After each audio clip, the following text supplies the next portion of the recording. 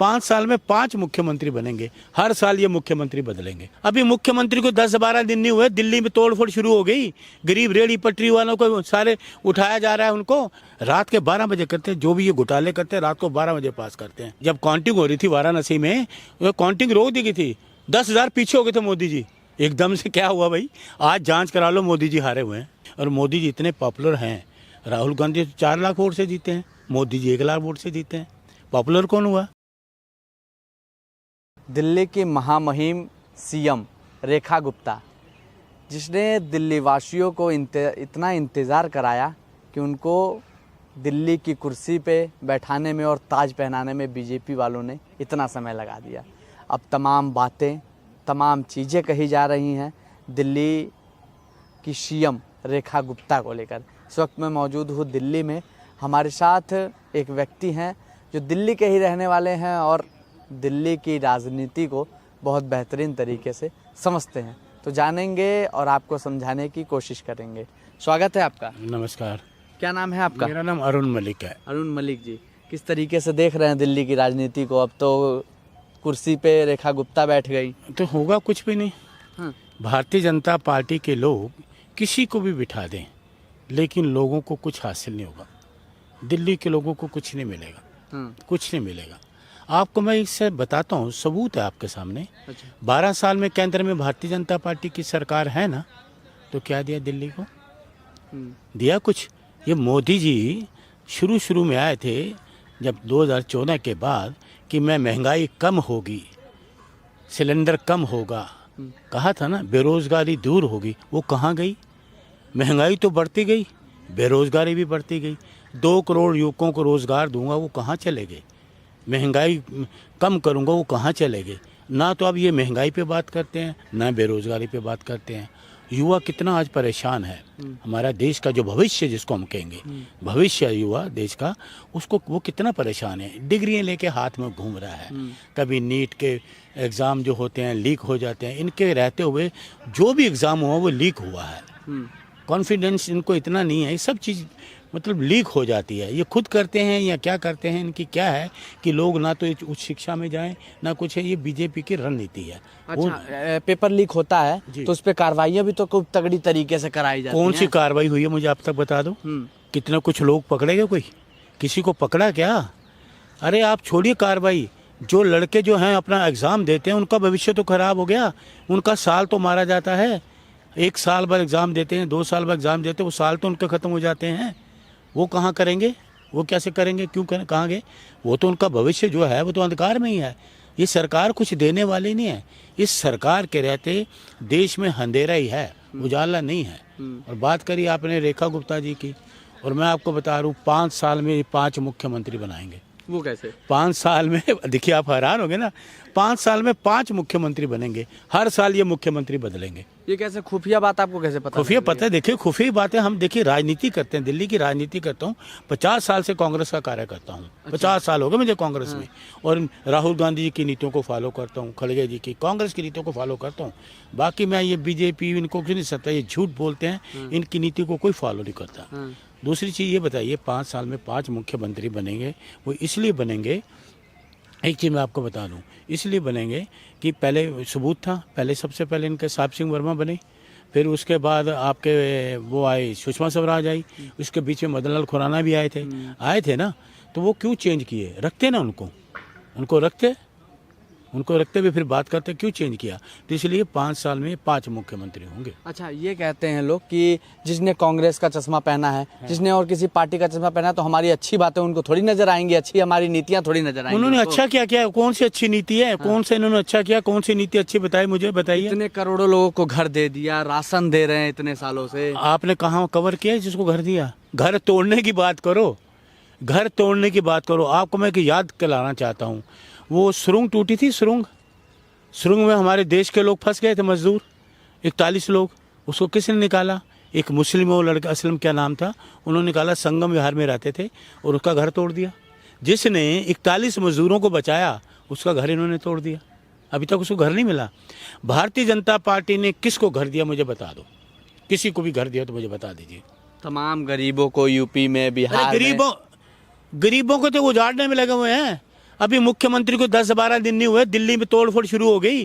गरीब रेहड़ी पटरी वालों को सारे उठाया जा रहा है, उनको जो बेचारा जुराब बेच रहा है, कोई टिक्की बेच रहा है, कोई समोसा बेच रहा है, कोई चाय बेच रहा है, उनको उठा रहे हैं। जिनकी रोज़ की रोजी रोटी है, सुबह लगाते हैं शाम को घर चले जाते हैं, 1000-1200 रुपये कमाते हैं, उस पर भी इन्होंने तोड़फोड़ की और उठा दिया उनको। तो रोड पे रहेंगे तो तोड़-फोड़ तो सर करेंगे। 6/4 की तो ऑफिशियल है, 6/4 का वो तो MCD NDMC का है, वो 6/4 को क्यों उतार रहे हो भाई? हम नहीं कहते जो अनऑथराइज है करो, लेकिन 6/4 को तुम क्यों उठा रहे हो? वो तो आपका ऑफिशियल है। वो तो कांग्रेस ने भी कहा था, जब हमारे मिनिस्टर बने थे उन्होंने पास किया था इसको, भाई ये 6/4 का पास किया गया रेडी पटरी वालों के लिए, सबसे पहले हमने किया। और ये अभी बनी नहीं, और रेडी पटरियों का उन्होंने वोट दिया, उन्होंने ये गुनाह किया कि आपको वोट दिया उनको उजाड़ दो। ये घर बसाने की बात की जानी चाहिए, उजाड़ने की बात नहीं की जानी चाहिए। और ये घर वर किसी को नहीं देने वाले।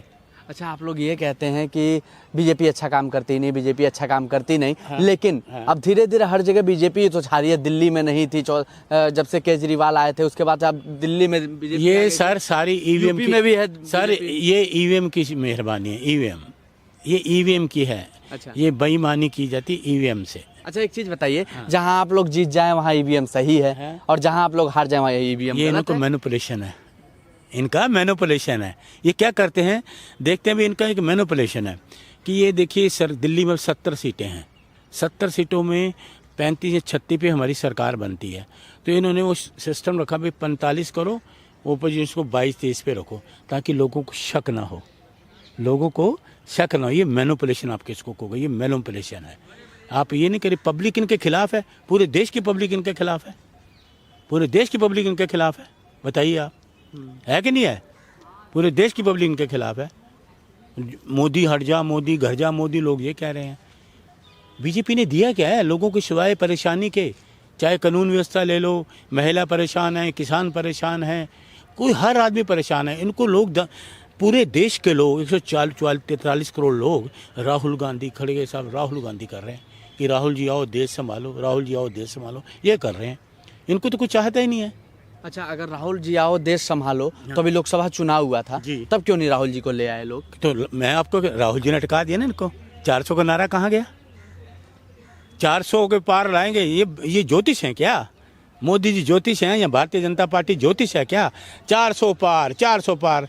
और राहुल जी ने ऐसा कहा कि संविधान को बचाना, लोकतंत्र को बचाना, जितने OBC, अल्पसंख्यक, दलित समाज, जितने गरीब तबका था, उन्होंने वोट दिया कांग्रेस से, इनको रोक दिया। 240 पे इनकी ब्रेक लगा दी, 240 पे ला के पटक दिया, 400 कराने नहीं। और मोदी जी इतने पॉपुलर हैं, राहुल गांधी 4 लाख वोट से जीते हैं, मोदी जी 1 लाख वोट से जीते हैं। पॉपुलर कौन हुआ? राहुल जी हुए नहीं हुए वाराणसी में। तो ये तो ईवीएम की मेहरबानी। आपको याद होगा 2-2.5 घंटे मशीन रोक दी गई थी। अच्छा, उसमें जब काउंटिंग हो रही थी वाराणसी में, काउंटिंग रोक दी गई थी। 10,000 पीछे हो गए थे मोदी जी एकदम से। क्या हुआ भाई? आज जांच करा लो, मोदी जी हारे हुए हैं। मलिक जी, आपको खुफिया बातें कहाँ से पता लग रही है? देखिए, कांग्रेस के कार्यकर्ता हैं भाई, थोड़ी बहुत इंटेलिजेंसी तो हम रखते हैं। राहुल गांधी के कार्यकर्ता हैं, उन्होंने सिखाया हुआ है, डरो मत, डराओ मत, अबे मुद्रा। राहुल गांधी के शेर हैं भाई। तो इसलिए हमें चीज़ें रखना बहुत ज़रूरी है इन बातों को। अच्छा, अंदर की बात आपने बोली कि दिल्ली में 5 साल में 5 CM बदले जाएंगे। वो कैसे बदले जाएंगे? मैंने आपको सबूत बताया था। पहले जब भारतीय जनता पार्टी की सरकार थी, साहब सिंह वर्मा रहे, 1 साल के बाद फिर आ गया मदन लाल खुराना। मदन लाल खुराना के सुषमा स्वराज आ गई। तो सुषमा स्वराज जी 1200 रुपये प्याज घोटाले का मामला आया, प्याज और टमाटर पे सरकार चली गई थी। पाकिस्तान से 1200 करोड़ का प्याज मंगाया था, वो इन्वेस्टिगेशन लेके अब तो सुषमा जी चली गई। बात करने का ठीक बात नहीं है ना, जो आदमी चला गया उसके लिए बात करना ठीक नहीं है। अच्छी नेता थी वो, ऐसी बात नहीं भारतीय जनता पार्टी की, लेकिन 1200 करोड़ का प्याज टमाटर में करके सरकार चली गई 3 साल में। ना तो ये भी 5 साल में, ये देख लीजिए, भारतीय जनता पार्टी के जो नेता हैं वो नहीं चाहते ये मुख्यमंत्री रहे। अच्छा, भारतीय जनता पार्टी के नेता नहीं तब चाहते। कौन चाह रहा है? तब कैसे बैठी हुई? देखिए, मैंने भारतीय जनता पार्टी के लोगों को बोला, जानते हैं हमारे, मैंने कहा भाई नमस्कार, मुबारक हो, आप तो मुख्यमंत्री बन गई आपकी महिला। कहते हैं मलिक साहब ट्विटर देखा? मैं क्या कह रहा, मैंने कहा भाई ट्विटर को, मैं ट्विटर क्या कह रहा, आप ट्विटर देखो, ट्विटर में कैसी महिला अच्छी है, भाषा अच्छी नहीं है। अरे महिला अच्छी है, भाषा अच्छी नहीं है। कहते ट्विटर देखो। मैंने कहा ट्विटर देखा, कई लोगों ने स्कैन भी करा, कई बड़े बड़े यूट्यूबर ने स्कैन भी करा। भाई इसको स्कैन करो, हैं? क्यों? स्कैन करो ना उसको। ये चीज़ है। तो मतलब इसको किस तरीके से, ट्विटर वाली भाषा को किस तरीके से देख? भाई वो देखिए, जो भाषा अच्छी, तो मैं कह रहा महिला अच्छी, भाषा अच्छी नहीं, कह तो दिया आपको। अब महिलाओं, क्योंकि हमें सिखाया गया है राहुल जी ने, हम महिलाओं का सम्मान करते हैं। अच्छा, आप राहुल जी कह रहे हैं जी। आप कांग्रेस के कार्यकर्ता भी हैं, इससे पहले जिंदगी भर रहेंगे। हाँ। हमारे खून में कांग्रेस है। जब तक ये जीवन है, हाँ। कांग्रेस हमारी माँ है। हाँ। हम माँ के इतने साए में सालों तक रहेंगे। कांग्रेस रही, कांग्रेस ने क्या किया ये? कांग्रेस, आप बड़े ऐसे ही हो गए हो। आपने कहाँ ग्रेजुएशन किया? मैंने तो यूपी से ग्रेजुएशन। यूपी से किया ना। वो कॉलेज किसने बनाया था? 58 साल कांग्रेस ने राज किया। यूपी में तो नेहरू जी थे, नेहरू जी ने सब कुछ की, पंचवर्षीय योजना लाए, सारी चीज़ें लाए, यूनिवर्सिटी लाए, हॉस्पिटल लाए। इन्होंने क्या किया? इन्होंने डिस्ट्रॉय किया। सुन लीजिए मेरी बात, स्टेशन, सड़कों के नाम बदलने से विकास नहीं होता। स्टेशन का नाम बदल दो, सड़क का नाम बदल दो, ये विकास होता है क्या? घोटालों की बात करो ना। नोटबंदी इन्होंने कही, लोगों को क्या बोला था प्रधानमंत्री जी ने कि मैं 50 दिन दे दो। वो कहाँ के 50 दिन? सारे देश की अर्थव्यवस्था खराब कर दी। फिर लाए जीएसटी घोटाला, रात के 12 बजे करते हैं। जो भी ये घोटाले करते हैं रात को 12 बजे पास करते हैं। ये नया परंपरा चलाई, रात को 12 बजे जीएसटी पास कर दी। पूरे देश के लोग परेशान है, सारा व्यापारी परेशान है। फिर राफेल डील आ गई। राफेल डील 500 करोड़ की दिन 1500 करोड़ कर दी। इलेक्ट्रिक बॉन्ड आ गया, माननीय सुप्रीम कोर्ट ने कहा भाई इलेक्ट्रिक बॉन्ड है। फिर कोरोना कांड आया, 52 करोड़ रुपए लेते रहे। पैसे तो इनके पास है, मशीनें नहीं लगाई हुई है, भ्रष्टाचार की मशीनें तो इन्होंने लगाई हुई हैं। आओ और साफ हो जाओ। तो वो सारी चीज़ें जो 12 साल में देश को बर्बाद कर दिया, पूरी तरह से बर्बाद कर दिया देश को, ये भारतीय जनता पार्टी की सरकार ने। लोगों को कुछ नहीं मिला, कुछ नहीं। आज भी महंगाई बढ़ती जा रही है, बढ़ती जा रही है। कांग्रेस के राज में अगर हम सिलेंडर देते थे 500 का और 50 रुपये, मनमोहन सिंह जी की सरकार या कांग्रेस सरकार थी, 50, आप इतिहास देख लेना, 50 पैसे या 1 रुपया बढ़ाते थे। 50 पैसे, बड़ी गौर सुनने वाली बात है, 50 पैसे या 1 रुपया। ये तो 50 रुपये, 100 रुपये, 500 रुपये। देखिए राहुल जी, हमारी सरकार आई कर्नाटक और हिमाचल में, राहुल जी ने कहा था पहली कैबिनेट मीटिंग में सिलेंडर 500 का मिलेगा। वो हुआ नहीं हुआ।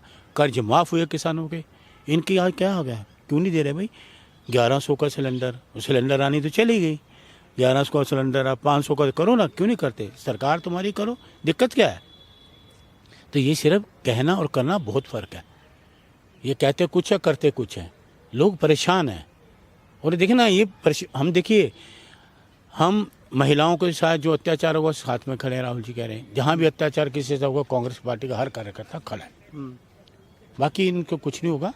5 साल 5 मुख्यमंत्री।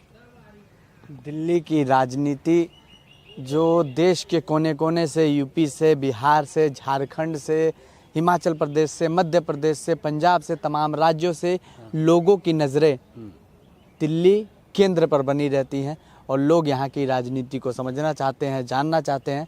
इसी को लेकर हम दिल्ली पहुँचे थे। तमाम राजनीतियाँ समझ रहे हैं, आपको समझा रहे हैं और हम भी ज्ञान लेने की कोशिश कर रहे हैं। आपकी क्या राय है कमेंट सेक्शन में ज़रूर बताइएगा। कैमरा पर्सन के साथ मैं अश्विनी श्रीवास्तव।